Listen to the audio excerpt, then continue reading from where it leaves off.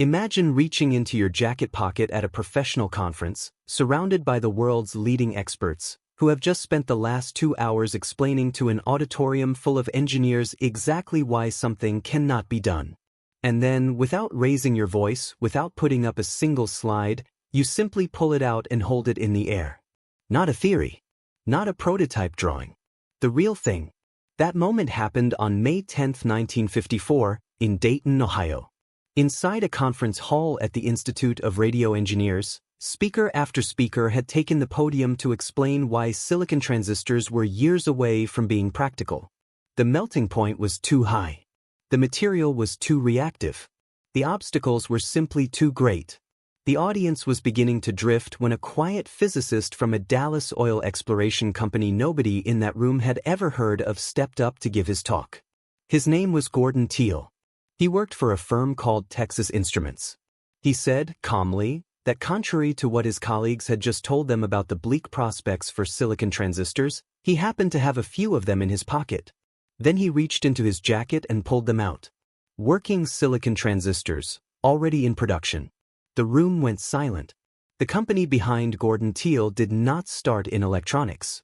It started listening to the ground for oil. What happened between those two facts is one of the strangest transformation stories in American technology. In 1930, a physicist named J. Clarence Karcher and an engineer named Eugene McDermott founded Geophysical Service in Dallas, Texas. Their business was reflection seismology, bouncing sound waves off underground rock formations to map where oil might be hiding below the surface. An explorer named Everett Lee DeGollier backed the venture with $100,000. But the oil business was volatile, and by the late 1930s, the company had reorganized, with the geophysical work spun off into a subsidiary called GSI. On December 6, 1941, the day before Pearl Harbor, 4 GSI employees, McDermott, J. Eric Johnson, Cecil H. Green, and H. Bates Peacock, purchased the subsidiary outright. Within months, GSI was building electronics for the Navy and the Army Signal Corps. The rugged protective casings they had originally designed to shield oil detection equipment from the brutal conditions of field work turned out to be precisely what the military needed for radar systems and submarine warfare. The war rewired the company's identity entirely.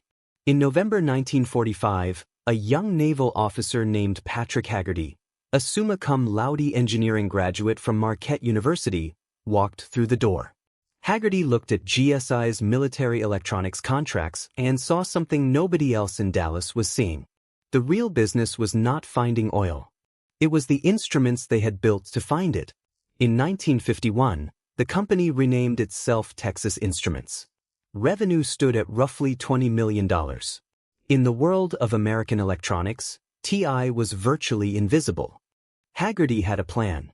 In 1952, he recruited a crystal physicist named Gordon Teal away from Bell Laboratories, where Teal had spent years perfecting the technique for growing extremely high-purity semiconductor crystals. Bell Labs had invented the transistor in 1947, but those early transistors were made of germanium, a material with frustrating physical limits. Silicon could operate at far higher temperatures and perform more reliably under stress, but nobody had yet figured out how to purify it well enough to make it work. Teal was also homesick for Texas, and Haggerty offered him something irresistible, the chance to build TI's central research laboratories from scratch. What almost nobody outside the technical history community knows is that a Bell Labs chemist named Morris Tannenbaum fabricated a working silicon transistor in January 1954, roughly 3 months before Teal's team completed their own. But Bell Labs judged the manufacturing process unattractive for commercial production and shelved it. Honest history requires holding both facts at once. Tannenbaum built the first one, but Teal and TI chemist Willis Adcock built the first one that anyone could actually buy. They tested it on April 14, 1954. For weeks later, Teal stood in Dayton with the devices in his pocket, calm as a man who already knew how the story ended. Haggerty wanted the transistor in every American living room. In May 1954, TI designed a prototype transistor radio and went looking for a manufacturer willing to bring it to market. RCA said no. Philco said no. Emerson said no. Every major radio company in the country passed on it. The only firm that said yes was a small Indianapolis outfit called the Regency Division of Idea. On October 18, 1954, the Regency TR-1 was announced, and by November it was on sale for $49.95, roughly $550 in today's money. Consumer Reports was not impressed, describing the sound quality as adequate for speech and unsatisfactory for music. It did not matter. About 150,000 units sold, because the radio fit in a shirt pocket and because it introduced the word transistor into the American vocabulary. Teenagers carried rock and roll to the beach for the first time. TI's revenue grew from $20 million to $92 million across the decade. But the transistor radio was only the prelude. The main act was about to be built by an engineer who was not allowed to take a vacation. In the summer of 1958, an electrical engineer from Great Bend, Kansas, named Jack Kilby joined Texas Instruments. He had spent years thinking about what engineers called the tyranny of numbers, the fundamental problem of wiring. Computers of that era required miles of hand-soldered connections between individual transistors, resistors, and capacitors. The failure rate was staggering. Kilby believed that if every component could be fabricated from the same block of semiconductor material, the connections could be miniaturized, and the wiring problem would vanish entirely. He arrived in Dallas too recently to qualify for the company's mandatory summer vacation period.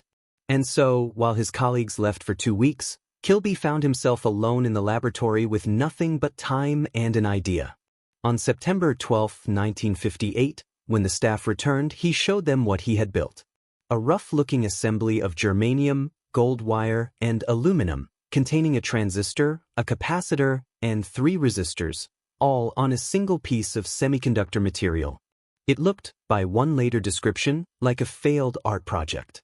It worked.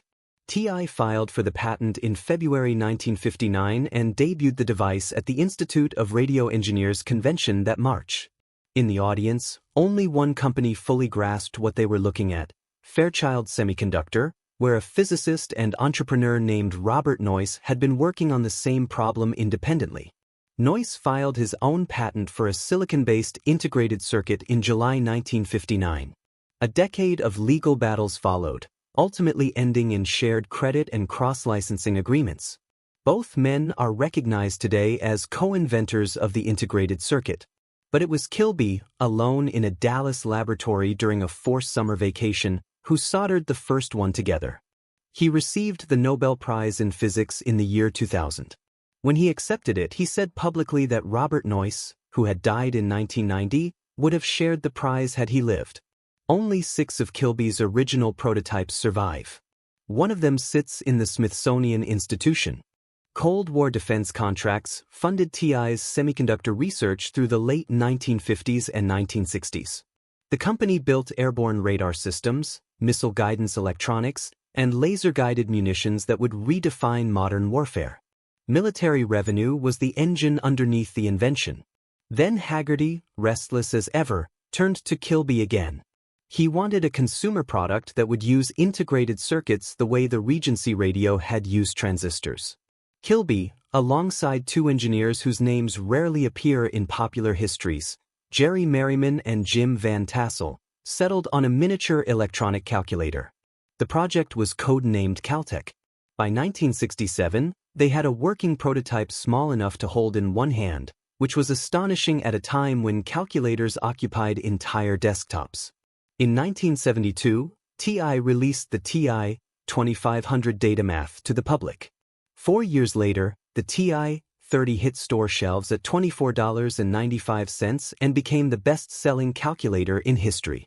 It displayed the word error in a way that an entire generation of American students would remember for the rest of their lives. Then came the product that would make Texas Instruments a household name in a way no semiconductor ever quite could. In November 1976, an engineer named Paul Breedlove was given a budget of $25,000 and 3 months to determine whether a chip could be made to speak in a recognizable human voice.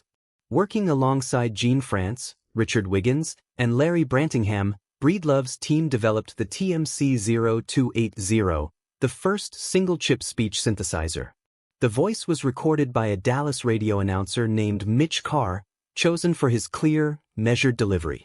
The team built the speak and spell around it, a bright orange plastic toy with a keyboard, a vocabulary of several hundred words, and a synthetic voice that praised correct answers and patiently encouraged wrong ones. Texas Instruments described it as the first time the human vocal tract had been electronically duplicated on a single chip of silicon. It debuted at the Consumer Electronics Show in June 1978 and retailed for $50. 4 years later, Steven Spielberg placed one in the hands of a stranded alien in E.T. the Extraterrestrial, and the speak and spell became one of the most recognized electronic devices of the 20th century. In 2009, the IEEE named it a milestone in the history of electrical engineering. The chip at its core found its way into Atari arcade cabinets and Chrysler automobiles. But while the world was listening to a chip learn to speak in a toy store, Texas Instruments was quietly walking into a market that would nearly destroy it.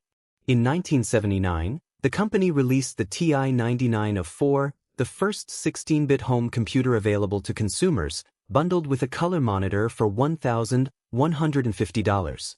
The seed of the company's worst crisis was sitting on a shelf in a beige plastic box, and nobody inside TI could see what was coming. What was coming was Jack Tramiel, the founder of Commodore, and he had a very long memory.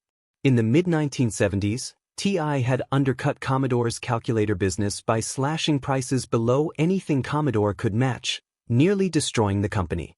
Tramiel responded by acquiring MOS Technology, the chip manufacturer that produced the 6502 processor, giving Commodore direct control over its own silicon supply. When the home computer market exploded in the early 1980s, Tramiel turned the exact weapon TI had used against him back around.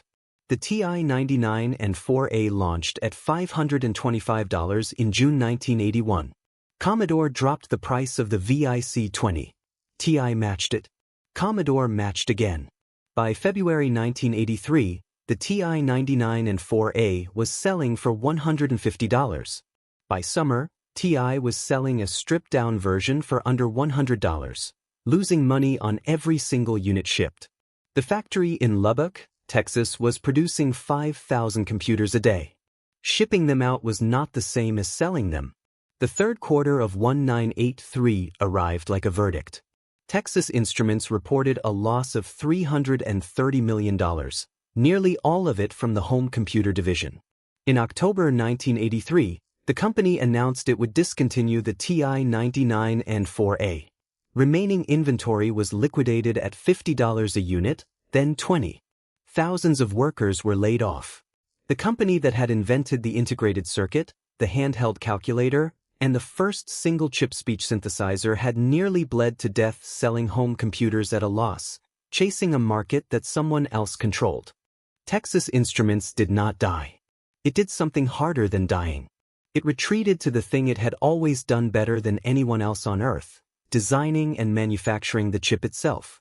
The consumer spotlight went dark. Analog semiconductors and embedded processors, the unsexy components buried inside other companies' products, became the entire business. It was not glamorous. It was survival. And then, quietly, it became dominance of a different kind.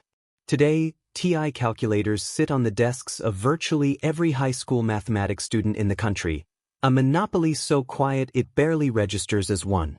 Speak and spell units sell on eBay for $30 and more, and the voice of Mitch Carr still patiently encourages children to try again.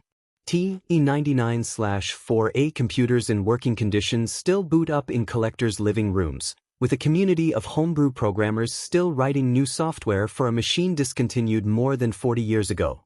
Texas Instruments itself, 96 years after Karcher and McDermott first started bouncing sound waves off underground rock in Dallas, employs roughly 33,000 people and posted annual revenue of approximately $17.7 billion in 2025.